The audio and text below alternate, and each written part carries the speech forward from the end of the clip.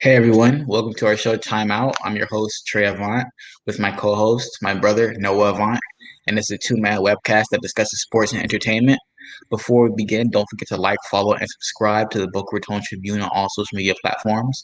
Just look for at Boca Tribune on YouTube, Facebook, Instagram, and Twitter. You can also follow us on Instagram at the_timeout7. Huddle up, it's time for a timeout. All right, Noah, Victor Oladipo is making his debut for the Miami Heat tonight against the Warriors. What are your thoughts on that? Yes, sir. Good to see my boy VO in the 305. You need, and it's a home game. Like, I think like the next couple games are home games for Miami. So this is gonna be really good. He sounds really excited. All of the reports about him saying, he sounds like he wants to stay for a while. He said that hopefully this is just the beginning of a long road. So I like the sound of it. I really do feel like Victor Oladipo is the type of player that will thrive in the culture, and just being in American Airlines Arena, it's it's nothing like it. I've never been to a Heat game personally, but I just seen it on TV and just seeing how the players react, like seeing Dwayne Wade and LeBron, and even Jimmy and Bam whenever they started doing their thing. Miami, we welcome our players. We welcome players in with open arms. So it's gonna be good to see him down there in Miami, and against a pretty good team in the Warriors. hmm Yeah, super excited for his debut tonight. We got all thank Dwayne Wade for Victor Oladipo Yeah. wanting to come to the Miami Heat. I mean, he said Dwayne Wade was a key influence on his decision to want to come to the Miami Heat. Same thing with Jimmy. Same thing with LeBron and Chris Bosh. Dwayne Wade just has that effect on people. He tells people like, hey, this is a great place to play. Not just playing in the city of Miami, just playing for the organization, his professional organization. Um, so hopefully, Dwayne Wade's influence causes more players to come to the Heat. I know people are talking about, oh, Donovan Mitchell, Donovan Mitchell. Maybe I don't know. We'll see. We'll see. We'll see. The Um, thing, the thing with Donovan Mitchell now, where does he fit? Now I'm not saying right now because like you said, it wouldn't work unless he played the point and then Victor played the two and then Jimmy played three, maybe. But Utah's not gonna let go of him anytime soon. That's one. And I was like, maybe we can get Donovan Mitchell because Jimmy is like 32, 31, 32. And his contract is up in like 2 or 3 more years. So I mean, when that contract is up, if he doesn't resign and it's pretty much the end of the road for him, then maybe we can go after Donovan Mitchell when he's older, and more experienced. Mm, I don't really know. I don't really see Jimmy leaving Miami. Respect, like truly, I think this is going to be No, his yeah, team. yeah. This is probably This gonna is be his going to be last his stop. team until he probably will get another extension between now and then, but he's gonna end. He could leave, but I truly see him retiring in Miami. Yeah, yeah, I see it too.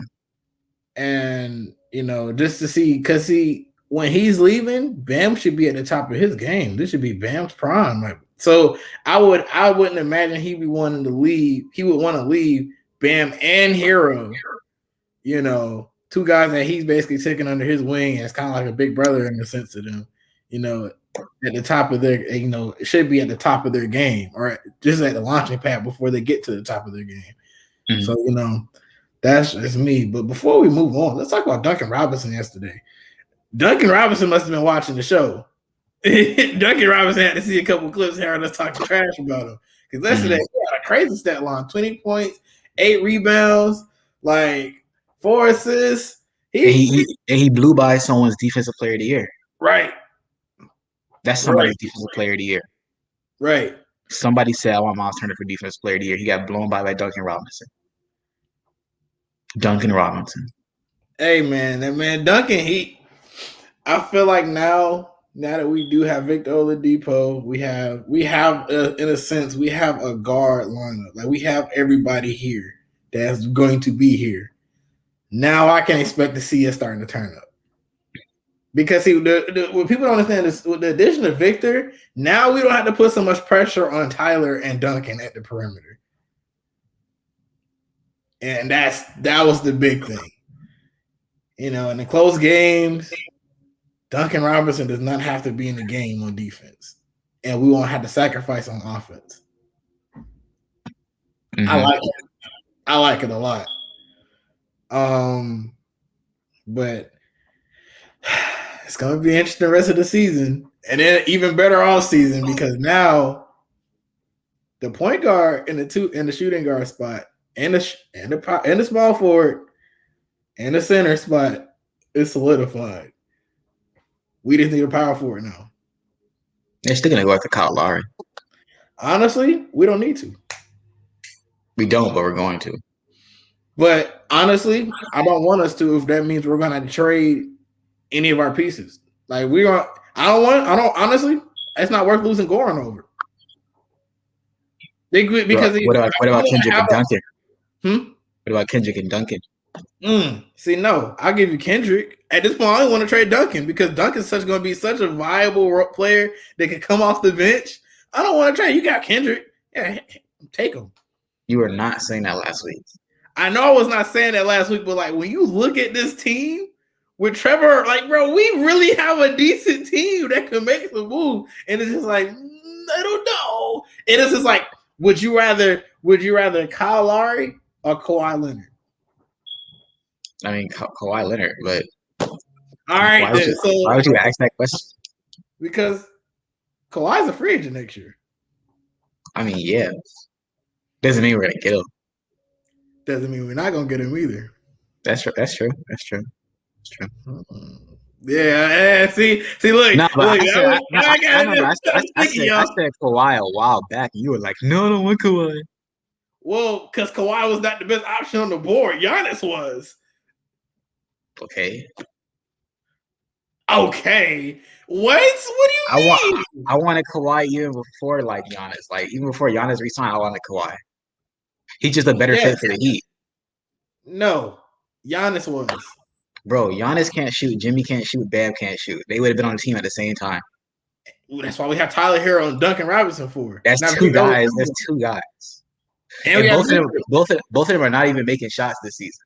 Okay, that's this. Yeah, but guess what? We talking about a whole new season that hadn't even happened yet. They could come out next year and be shooting crazy like we did last year, and we'll never know. We won't know. Exactly. But what I do know is this: I'd rather have Kawhi Leonard over Kyle Lowry, or should I say Kyle Sorry? Well, hey. But you weren't saying that last week. Hey, he should have got a Heat uniform. That wasn't his fault. I know. No, all right. No cap. All right, no cap. This is a true, honest opinion. With Kyle Lowry, my issue with Kyle Lowry is this. When it comes to the playoffs, what does he do? Prior to Kawhi Leonard getting there, what did he do? Because DeMar DeRozan and him went to the playoffs a lot. But what did they do? They ran into LeBron James. They ran into Dwayne Wade too. Bron. My point. I don't want him in Miami. Listen, my thing is this. If I'm going to give away a piece, you have to be able to add and take me to a place that these other players could not. Kyle Lowry is not going to do that. I am willing to. I bet this box that he does not do that. Fair enough. He's not that type of player, and he's going to be an older point guard. Again, why am I going to give up Goran Dragic, who's already an older point guard, but can obviously do a little bit more than Kyle Lowry can in the postseason for Kyle Lowry? Because if Duncan Robinson is not on the board, Tyler Hero is not on the board. We're giving them Kendrick. We'll give them Andre Iguodala. We may even give up Achua. They're not taking that trade. And Goran does not need to be moved. Respectfully. Now that's just me thinking out loud. I'd rather have Kawhi. If we can finagle Miles Turner to Miami, I like it. Even though he got blown by,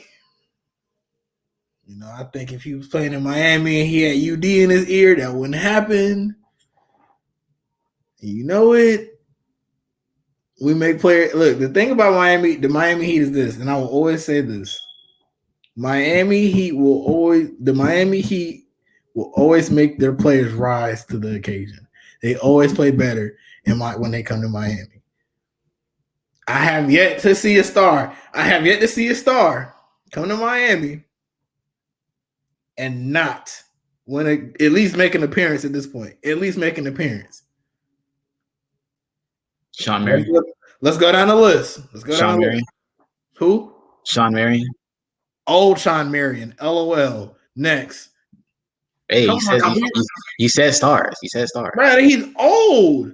You said stars. What is he gonna do? You said stars. He was on a team. Oh, okay, so Mr. Technical here. Okay, so stars that aren't grandfathers in the NBA. I don't know. I'm just being specific. Okay. It's a good thing you said stars though, because if you would have just said any random player, I would have said Mo Harkless. Okay, well, Shaquille O'Neal. I mean, he was okay. All right. Gary. No, wait, hold on. No, Gary Payton was old. And what did he do? Sean Marion was better than him. What? With the Heat, Sean Marion was better than him. Cap. With the Heat, he was better than him.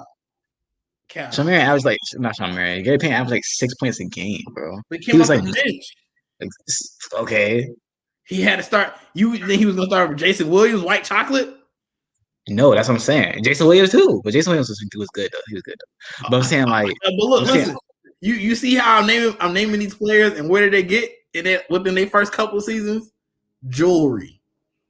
Because they had to weight on their team. And Shaq. Okay, we fast forward. Okay, we fast forward. LeBron, Bosh, Ray Allen, Chris Birdman Anderson, Rashard Lewis. Did you say Birdman? Birdman. A role player? Doesn't matter. When he went to Miami, listen, do you hear what I'm saying? These are all players that when they came to Miami, they got rings. One thing about Pat Riley is this. We may have a drought, but we may not sniff the second round.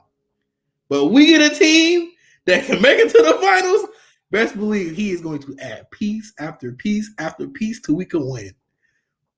And that's what he do. Victor Oladipo was just phase one.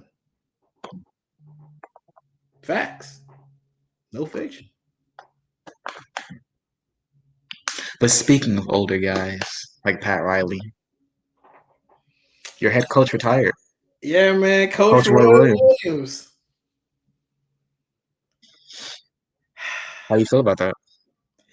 Bro, honestly, so I do have a source in the locker room at Carolina. Well, something similar, something like that. I do have some sources. And I didn't believe it, but once I read the screenshot from their inside, it basically was saying that they had a team, they're gonna have a team meeting talking about it. I thought it was a big April Fool's Day joke that Shefty was reporting. I'm like, you're sick. You're a sick individual. Why would you even play with Carolina fans like that? Like, do you even have ties to Carolina, like North Carolina in general? Like, what do you got going on? But honestly, I did expect it after this year. At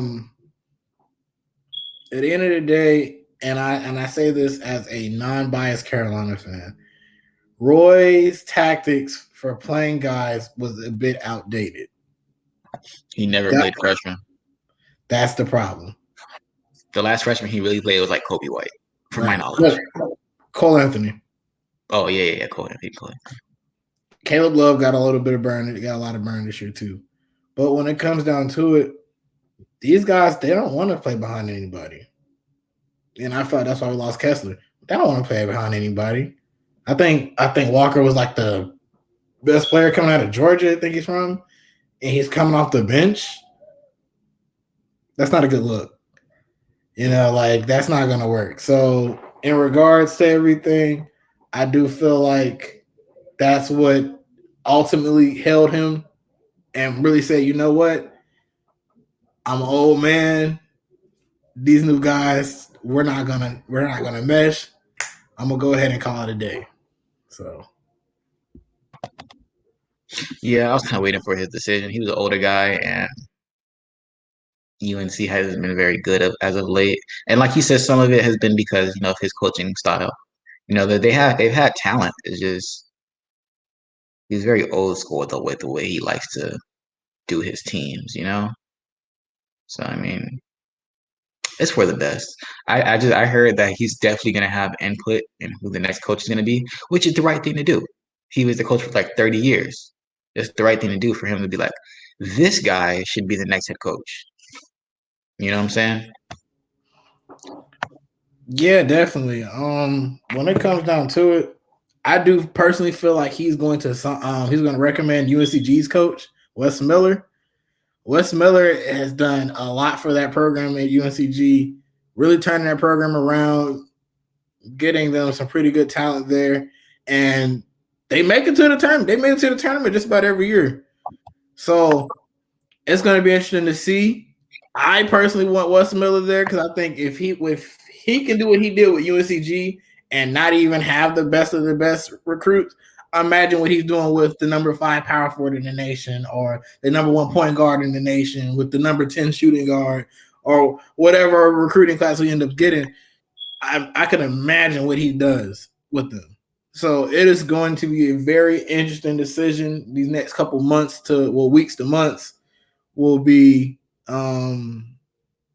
interesting. I know all us Tar Heel fans will be on our phones paying attention and watching. A lot of blogs are going to work in overtime right now. But Yes, sir. believe we have a commercial. We're in there, right, Trey? Yes, sir. With that being said, you're watching Timeout with the Avant Bros. If you enjoy the show, please click the share button to share the stream with all your friends. Also, don't forget to like, follow, and subscribe to the Boca Raton Tribune on all social media platforms: YouTube, Facebook, Instagram, and Twitter. Just look for @Boca Tribune. You can also follow the show on Instagram at @the_timeout7. See you soon.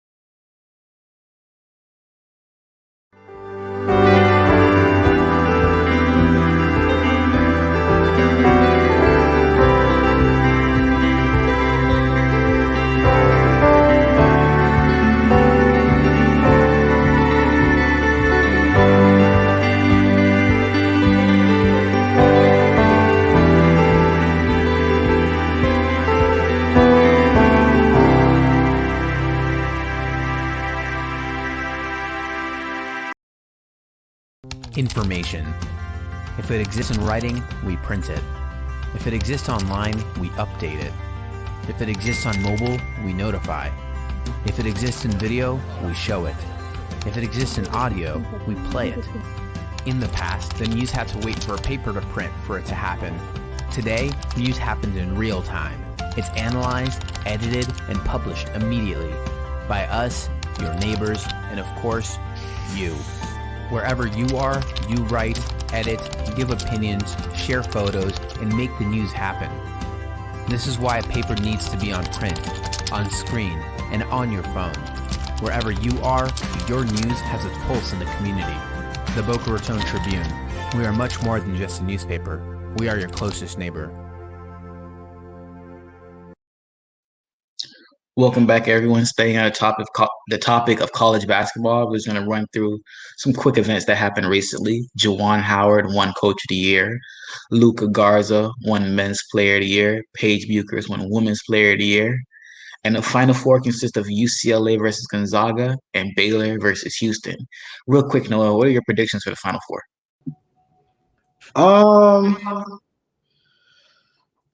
Honestly, this is wild. This is obviously this isn't how my bracket turned out, but I think Houston might actually be able to make it. then they might be able to make it. If they made it this far to the Final Four, and I had them getting bounced out like second round. I see them making it to the. I see them making it to the championship, and UCLA. Honestly, I don't think Gonzaga has what it takes to finish it. Maybe I just don't like Gonzaga after Marcus Page getting fouled and them basically winning NCAA tournament off of a complete foul. But hey, that's neither here nor there. I do feel like UCLA has the team to make it. They've made it this far, and UCLA, the Pac-12, really has done their thing this year. So that's my pick. I got UCLA and Houston in the finals. Me personally, I wish the national championship be UCLA versus Gonzaga, but that's not gonna happen, obviously, because that's gonna be a really good game. But I'm gonna have to go with Gonzaga over UCLA, and then probably Baylor over Houston. But it's hard to say. Those four are really good teams. UCLA surprised a lot of people. So, but moving on to the NFL, the pro days. What stood out to you? I know Justin Fields ran a 4.4. Kyle Pitts, I think he ran a 4.4 or 4.5. Eric, these players are super athletic now. I mean, I think Justin Fields ran the fastest time for a quarterback since Robert Griffin III. And I mean, it would have been Lamar Jackson if Lamar Jackson ran, because apparently he ran a 4.34 in the past. But we're not talking about that right now. We're talking about what actually happened. So, what were your thoughts on watching the pro days? You know what I'm going to say. You know how I'm going to start this. You got to do it quickly. Justin Fields. I told you. That man, listen. Whatever team, whoever gets Justin Fields, whether it's Atlanta, Carolina, the Jets, the Jaguars, whichever team he goes to, he is going to make an impact. They have a star in this guy. I know everybody's saying, well, what about Ohio State QBs? He's really not an Ohio State quarterback, if we're being completely honest. Yes, he went to school there. Yes, he played games there. Yes, but he's really a Georgia quarterback. Had the coach never dropped the ball at Georgia and started Jake Fromm over him, which is head scratching, he would have been in Georgia still. He might still go back to Georgia, depending on the Falcons. And imagine you swap out Matt Ryan and you have Justin Fields throwing about a Julio Jones and Calvin Ridley, and then you have Todd Gurley in the backfield. That's scary. Because now you have an option. You can do the option. You have a quarterback that's mobile now. You don't have trash Matt Ryan back there. Oh, yeah, and that's not like he could just run, because he can throw dots too. So I like that. Jamar Chase, 4.3. Goodness gracious. Oh my God. People were saying that he might run a 4.5. People were saying that he might not be a burner, and then he ran a 4.38. Crazy. Like I don't think people understand. Like, you run 40 yards in 4.3 seconds. 40 yards. Like, bro, he flies, bro. He flies downfield. So, like, good luck. I would now after this pro day, I kind of want him in a Dolphins jersey, not gonna lie. I've been seeing, like, when it comes to, like, just the receiving threats, including the tight ends, I've seen Kyle Pitts pretty much be like far ahead of everybody else, and then they had Jamar Chase, and then Devontae Smith, and then Jalen Waddle, and then everybody else. That's what I see. We still have the 18th pick, correct? Yes. I'd imagine Waddle probably going to get picked up with the 18th pick. It's almost certain that he's going to be a Dolphin. Because if they don't get if he lasts that long, there's no guarantee he's going to last that long. He's going to last that long. I think teams are going to be a little hesitant with the hamstring injury. It was the ankle. But I mean, because Philly needs a receiver. Yeah, but Philly will draft a kicker with their pick. So I mean, their GM, he's doing something illegal, because there's no way in the world you trade your pick for a worse pick, and you need a wide receiver in this draft. But this receiver draft is deep. That's why even if they stayed at 6, they could have got Kyle Pitts or Devontae Smith or Jamar Chase. But they went to 12, they could still get Jalen Waddle or Devontae Smith. They don't have a pick before Detroit. Detroit's going to get them. Detroit's going to get Smith. But then Jalen Waddle's still on the board. Oh, okay. Ooh. And who's to say? You said it yourself. You said it yourself. Who's to say he'll stay up there that long? Because Carolina also needs a receiver. Then they're just gonna have to draft somebody else. But you see what I'm saying? You could have gave Jalen Hurts the creme de la creme. You could have gave him the absolute best. But instead, you giving him like not the worst of the receivers, but not necessarily the best of the best either. Mm-hmm.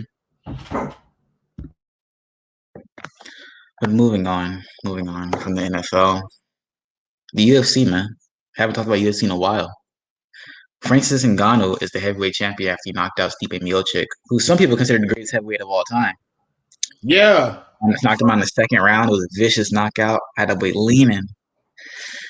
And now Ngannou wants to fight John Jones. That's not But John Jones wants $10 million. That's not going to do it. He wants over $10 million for the fight. I don't think John Jones needs to get in the ring with that guy. Because John Jones was preparing to fight Stipe, but Stipe lost. So now he has to fight Francis Ngannou. And no one wants to fight Francis Ngannou because he's a vicious man. That's why I say he just needs to sit himself down somewhere. But I mean, Francis Ngannou said like he wants to fight John Jones, right? Right. Because it's the money fight. It's the fight it's gonna make him dumb bread. But he also said he wouldn't be opposed to fighting like Derek Lewis because they had a fight before, but it was kind of foo. So I mean that would be a good fight too because Derek Lewis just knocked somebody out. But I mean everybody wants to see him fight John Jones. That's what I'm saying. Like when it comes down to it, bro. Like you can fight Lewis, but it's gonna look bad for you. Like me, I'm saying I don't want him to get involved. But at the end of the day, in this field, bro, in the UFC, if you don't accept that fight, it is not like you're not getting paid. They're gonna get paid. And it kind of like you're ducking a little bit, and that's not good. And a guy like John Jones is going to talk about you. So, I don't know. I don't recommend it. I truly don't. I want to see it bad. I want to see it really bad. But moving on to our out of bounds segment, Godzilla vs. Kong came out yesterday, and it was a great movie in my opinion. No spoilers. We can't give no spoilers. It literally just came out. No spoilers, but it was a great movie in my opinion. Just the human characters kind of threw me off, but the movie's not for the human characters. We want to see big monsters fighting each other. That's the whole reason I'm watching the movie. Like Transformers, no one cared about the human characters. We want to see Autobots and Decepticons fighting each other. Right. So it's like, I mean, what are your thoughts on it? I liked it. I liked it a lot. The ending's a little iffy, but it was dope. Overall, it was dope. I liked it. And the fight scene was amazing. Like, shout out to the CGI. Like whoever animated it, they really did a really good job. But it was dope. Mm-hmm. Mm-hmm. Yeah, it definitely sets up a sequel of some sorts. Maybe a King Kong sequel, maybe a Godzilla sequel. I don't know. There's a lot of directions they can go with that. Right. But I'm excited to see where they go with that because I mean they kind of there's no movie set up afterwards because I'm assuming because the last Godzilla movie didn't do that great box office wise. Right. So they kind of left the door open like, okay, if this movie bombs in the box office, we're just gonna end the movie verse right here. We're just gonna end it. That's gonna be the end of it, right? Yeah. But if it does good in the box office, they're like, all right, we're gonna keep making more movies. So I guess that's why they left the ending kind of open for interpretation. see what happens. That's a good way of looking at it, and how it ends. It ends in a very believable way. So I could agree with that. Yeah. But let's go ahead and stop talking about Godzilla's hot breath. Let's talk about these hot takes. Yes, sir. Yes, sir. My hot take of the day is something we just discussed: the John Jones Francis Ngannou super fight. I believe they will fight. John Jones has been bulking up for heavyweight. I think he'll be ready by the end of the year, maybe start of next year. He's been bulking up. And I think he's going to fight Francis Ngannou. But I believe he will lose that fight. Simply because it'll be his first fight at heavyweight. Even though John Jones is the greatest fighter of all time, it'll be his first fight at heavyweight going up against a pure monster and Francis Ngannou, he's the most terrifying man since Mike Tyson, honestly. He knocks out everybody. Everybody he steps in the ring with, he just knocks him out. And it's just vicious. So, I mean, I believe they're going to fight. I don't know if he'll knock John Jones out. I don't know about all that. Because John Jones, his head movement crazy. John Jones' only hope, really, is to just kind of push Ngannou up against the cage and take him down and see what he can do from there. But Ngannou's a big boy, and he's hard to take down.